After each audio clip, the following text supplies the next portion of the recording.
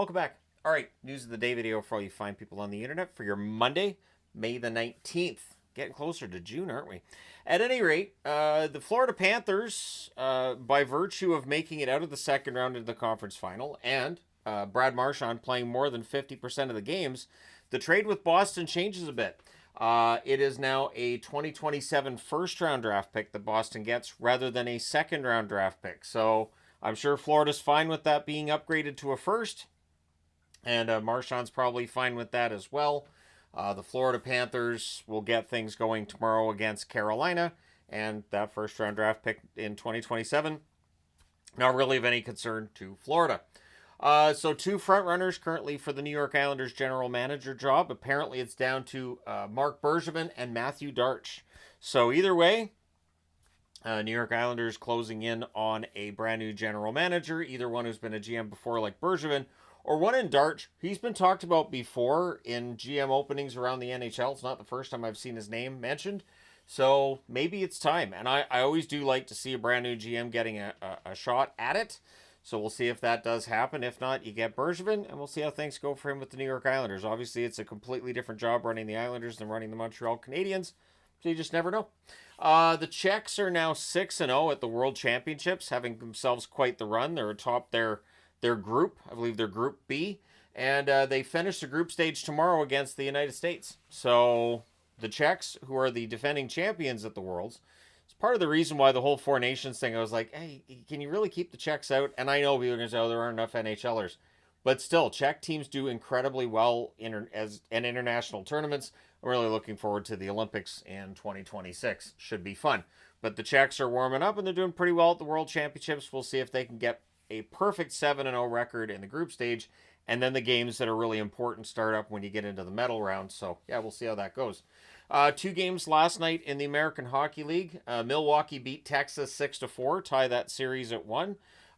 Colorado beat Abbotsford 5-3, tied that series at 1 as well. Abbotsford did not have a good game.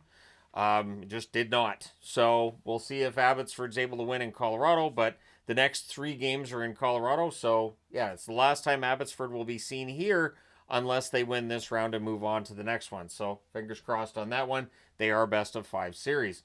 And all 4 series get started again on Wednesday. So there's 4 games in the AHL on Wednesday. That should make things relatively entertaining there.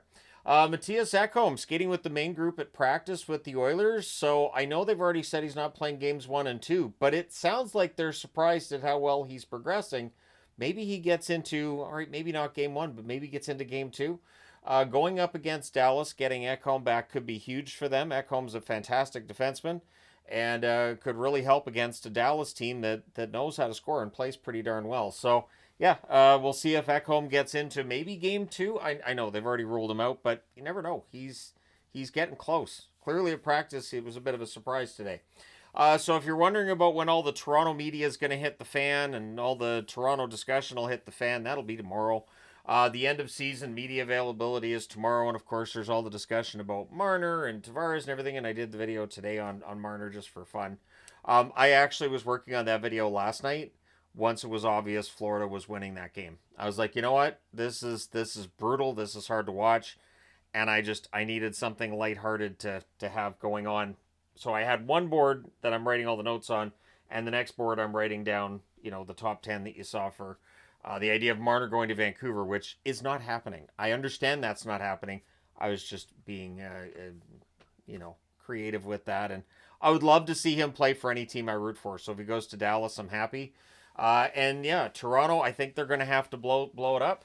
I've seen a lot of people say that the blame rests with Brendan Shanahan. It is the Shanahan plan. So it is quite possible that maybe Shanahan ends up being on the outside looking in with all this, but something has to give. This is 9 years. For the love of everything that's holy, please do not double down and say, we think they're close. We're going to re-sign Marner and Tavares. We're going to rewind it again. We're close. And as I said in that game last night too, in the review, I don't think it's a coaching thing. I really don't. I don't think it's a coaching thing. I think it's all up here. It's all psychological. And I don't know how you fix that. I have no idea how you fix that. But changing out the personnel is the first step, I think. I did see some criticism too of Nylander the last couple of games for Toronto, and I don't agree with that. I think Nylander played well. I think he was one of the few in that top six that I could say, yeah, he played about as well as he could. Florida just shut them down. Florida did an amazing job in games 5 and 7. And honestly, in game 6, Toronto did win that. It was a masterful performance, but it's not like Florida had an awful game there either. So we'll see how things turn out starting tomorrow with the Eastern final and then the Western finals the day after. But tomorrow, I'm guessing there'll be a lot of sound bites from that Toronto end of season media availability. And I might have to dig through that and see if there's any quotes. One thing is making sure that the quotes are, well, they work. Like I saw one quote today about playing against Carolina. Matthew Tkachuk, no one likes playing against Carolina, but he explained why. And I thought just that quote of, well, nobody enjoys playing against Carolina was, uh, anyways. But I'm sure teams don't like playing against Carolina, and apparently the Hurricanes don't think they're boring to watch. And I understand for Canes fans, it's not boring to watch either because when you're winning, it's fine. And I'm sure to play it, it's not as boring necessarily as it is to watch. But either way, we'll see how all that goes. Let me know your thoughts in the comment section below. As always, hit like and subscribe in the event you may not have done so already. Thank you guys so much for all your support as always. I will talk to you again soon.